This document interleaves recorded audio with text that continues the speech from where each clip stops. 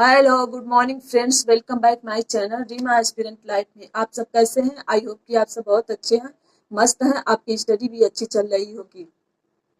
मेरे एक सब्सक्राइबर ने बहुत दिन से रिक्वेस्ट कर रही है कि आप एक वीडियो बना दीजिए कि कौन सा टॉपिक एग्जाम में पूछा जाएगा। जो पुराने हैं उन सबको तो समझ में आ जा रहा है, एक बार दो बार एग्जाम दिए हैं तो अपना सब्जेक्ट समझ जा रहे हैं कि कहाँ से कौन सा क्वेश्चन पूछा जाएगा एग्जाम में। लेकिन जो अभी एग्जाम नहीं दिए फ्रेशर है उन सबको समझ में नहीं आ रहा है कि कहाँ से क्वेश्चन पूछा जाएगा। तो मैं अपने एक सब्सक्राइबर के कहने पर मैं ये वीडियो बना रही हूँ, क्योंकि उनको अभी समझ में नहीं आ रहा है कि कहाँ से क्वेश्चन पूछा जाएगा होम साइंस में।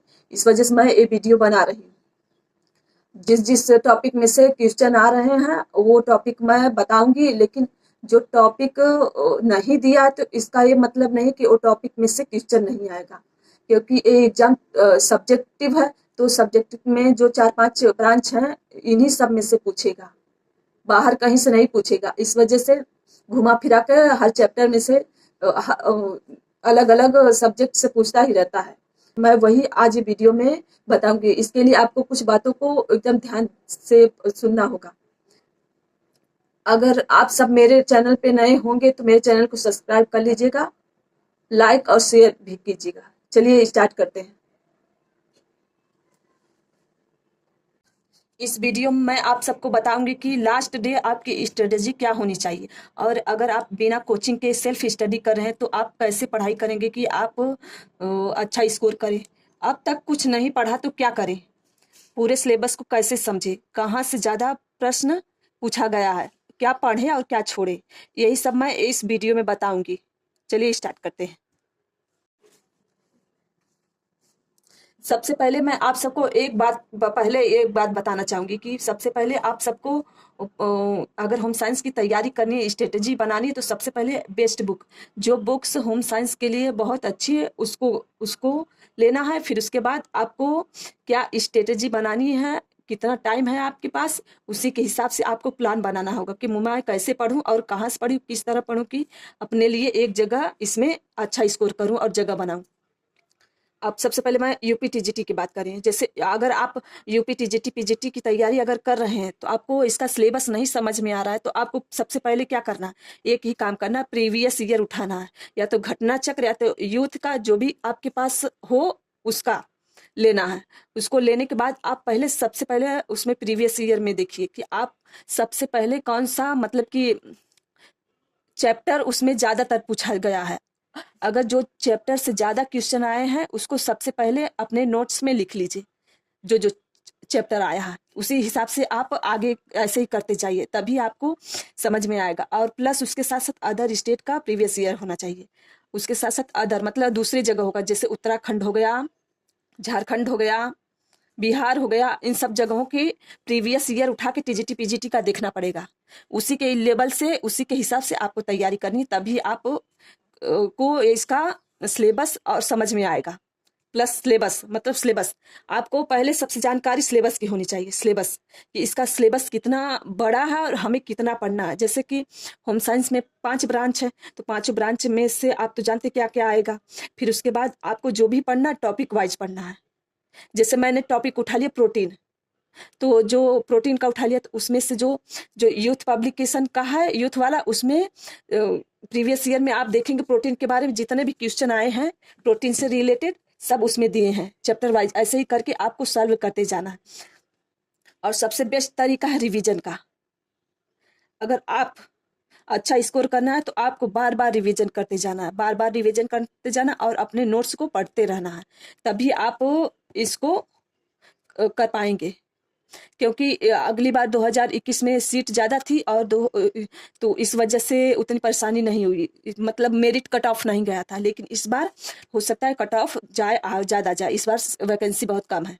टीजीटी के लिए मैंने टेक्सटाइल और क्या कहते हैं होम मैनेजमेंट का मतलब कि एनालाइज किया है कि ये देखिए मेरा 2021 वाला एग्जाम पेपर है, तो इस हिसाब से मैंने काउंट किया कि किस सब्जेक्ट में से कितना क्वेश्चन पूछा गया है। जैसे यहाँ मैं काउंट की हूँ तो यहाँ टेक्सटाइल में से 24 क्वेश्चन पूछा गया था यहाँ, और होम मैनेजमेंट से 22। ऐसे ही कर करके मैं सबका देखी हूँ कि किसमें से ज़्यादा क्वेश्चन पूछा गया है।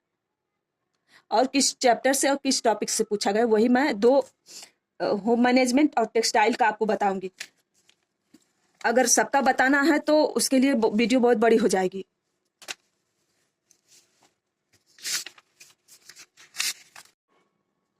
सबसे पहले मैं वस्त्र विज्ञान का परिचय और महत्व के चैप्टर है।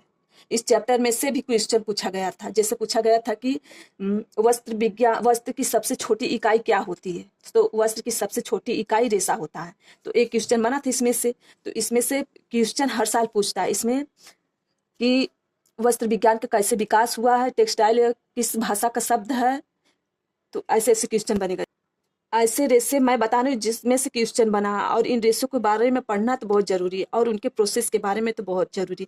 जैसे कपास के बारे में, रेशम के बारे में, जूट के बारे में, लिनन के बारे में, उनके नायलॉन, रेयान, इन जो जितने भी मैं यहाँ से यहाँ तक रेशे लिखी हूँ उन सबको आपको जरूर पढ़ना है। इन सब में से जरूर एक जैसे ऊन में से दो क्वेश्चन पूछा था, ऊन टॉपिक से दो क्वेश्चन पूछा था। तो इतना से जैसे कपास, रेशम, जूट, लिनन, ऊन, नायलॉन, रेयान, ये जो टॉपिक है इन सबको आपको अच्छी तरह से पढ़ना है। और इसके प्रोसेस के बारे में तो आपको जरूर से याद रहना चाहिए कि प्रोसेस के बारे में जरूर पूछता है। और वेविंग के बारे में भी पूछा गया था, और निटिंग के बारे में थी। उल्टा टाका को क्या कहा जाता है, एक क्वेश्चन में था निटिंग में। फिनिशिंग से भी क्वेश्चन एक पूछा था। डाइंग से दो क्वेश्चन पूछा था। टाइप्स ऑफ कॉलर, कॉलर जो मतलब गले में कॉलर होता है, सब कॉलर के नाम अलग अलग होते हैं, तो उसके बारे में पूछा था। ब्लीचिंग, कपड़ों पे कैसी ब्लीचिंग करनी चाहिए, कपास के लिए कैसा ब्लीच मतलब लगाने से उसको नुकसान नहीं करेगा, फायदा करेगा। यार्न काउंट मतलब धागे को कैसे गिना जाता है, इससे क्वेश्चन बना था। ट्रेडिशनल एम्ब्रॉयडरी ऑफ इंडिया, जितने टॉपिक मैं ब्लू कलर से लिखी हूँ इन सब में से क्वेश्चन पूछा गया था 2021 वाले में, इसलिए मैं यहाँ राइट की हूँ। टाइप्स ऑफ यार्न, अब ये जो रेड कलर से लिखी हूँ, types of yarn, stand removing, loom, weaving and pattern printing. जो मैं यहाँ से इधर की लिखी हूँ ये मतलब एग्जाम में आए हैं, लेकिन 2021 वाले एग्जाम में नहीं आए हैं। तो आप सबको ये मतलब जो 2021 में जो भी टॉपिक आया है, इसमें चैप्टर आया, पूछा गया है, आपको उसको तो पढ़ना ही साथ जो नहीं आया उसको भी पढ़ना है। ये एग्जाम सब्जेक्टिव होता है, तो इस वजह से उसी के इर्द गिर्द जितने 5 ब्रांच हैं उसी के इर्द गिर्द मतलब घूमता रहता है कि बार बार पूछते रहते हैं। ये नहीं है कि एक जैसे कोई भी चैप्टर आपने देख लिया, ये नहीं आया है तो आप उसको इग्नोर कर देंगे, ऐसा कभी मत करिएगा। आपको सब कुछ पढ़ना है जो है होम साइंस में। जैसे डर्ट टक्स, जैसे कपड़ों में टक्स मारा जाता है, उनको पढ़ना है। स्लीव्स कितनी प्रकार की होती है उनके बारे में पढ़ना। पॉकेट के बारे में, सिलाई मशीन में कितने पार्ट होते हैं उनके बारे में। जो मैं एक टॉपिक लिखी हूँ सब इम्पोर्टेंट, अगर कोई छूट भी गया होगा तो आप उसको देख लीजिएगा। ठीक है, अब मैं होम मैनेजमेंट का बताने जा रही हूँ। ज्यादातर क्वेश्चन होम मैनेजमेंट में ज्यादातर पूछा गया था। होम मैनेजमेंट देख, जितना भी चैप्टर है होम मैनेजमेंट ज्यादातर सब पूछ दिया गया था उसमें, होम 2021 वाले में। और जो रेड पेन से लिखी ये सब आए हैं इसमें से। जैसे गृह प्रबंध का अर्थ में परिभाषा, इसमें कुछ परिभाषाएं जो होम मैनेजमेंट के डेली आती हैं, हमेशा मतलब डेली नहीं, मतलब कि हर एग्जाम में आती हैं। और ये इम्पोर्टेंट, सबसे इम्पोर्टेंट वर्क सिंप्लीफिकेशन, ये कार्य सरलीकरण, ये तो बहुत जरूरी है, ये तो हमेशा पूछता है इसमें से। और बजट में से पूछा गया था। ये टॉपिक मैं न्यूट्रिशन साइंस का लिख ली हूँ, ये न्यूट्रिशन साइंस टॉपिक है। रंग हो गया, संसाधन हो गया, रंग से भी क्वेश्चन पूछा था, संसाधन पे से भी पूछा था। आहार नियोजन, इस मैं इसको गलती से लिख दी हूँ न्यूट्रिशन साइंस का। फैमिली लाइफ साइकिल इससे पूछा था। और पुष्प सज्जा से सिंसो हाइकी के बारे में पुष्प सज्जा में से पूछा था।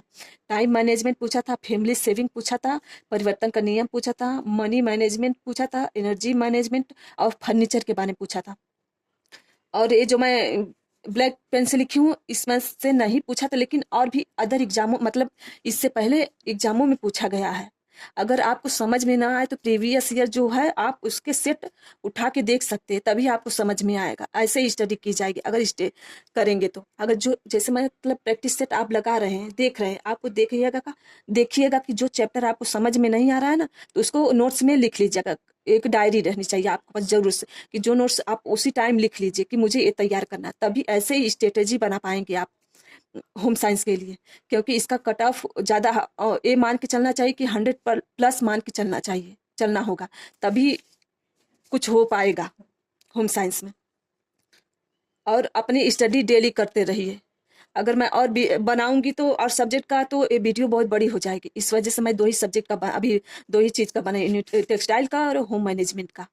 अगर इसमें से कोई सब्जेक्ट बच गया है तो आप उसको भी तैयार कर लीजिएगा। देखिए, ये जो सब्जेक्ट मैं लिखी हूँ, जैसे आवास, होम मैनेजमेंट आवास के बारे में पूछ दिया, रसोई घर के बारे में पूछ दिया, डिजाइन में से भूमिखंड का चयन, मतलब आवास जब घर बनवाते हैं तो हमें किन किन बातों का ध्यान रखना चाहिए। जब घर बन जाता है उसके अंदरूनी हिस्सों में फर्नीचर कैसा लगाएंगे, रंग कैसा इस्तेमाल करेंगे, प्रकाश कैसा होगा, इसी सब बातों का होम मैनेजमेंट में क्वेश्चन पूछा जाता है। तो ज़्यादातर क्वेश्चन होम मैनेजमेंट से ही पूछा जाता है, और नेट उसमें से एक्सटेंशन एजुकेशन से। तो आप किसी भी चैप्टर को इग्नोर मत करिएगा, क्योंकि सब में से पूछा जाएगा, पूछा गया है कभी न कभी। अब मैं अपनी वीडियो यहीं खत्म करती हूँ, क्योंकि वीडियो बहुत बड़ी हो जाएगी। आप अपनी स्टडी ऐसे करते रहिए। ये मत समझिए कि अभी डेट बहुत दूर है, टाइम है, हम तो पढ़ लेंगे, लेकिन ऐसा कुछ नहीं। आप अपनी तैयारी करते रहिए। एक दिन भी बिना पढ़े मत छोड़िए। 1 घंटे ही पढ़िए, लेकिन पढ़िए जरूर से।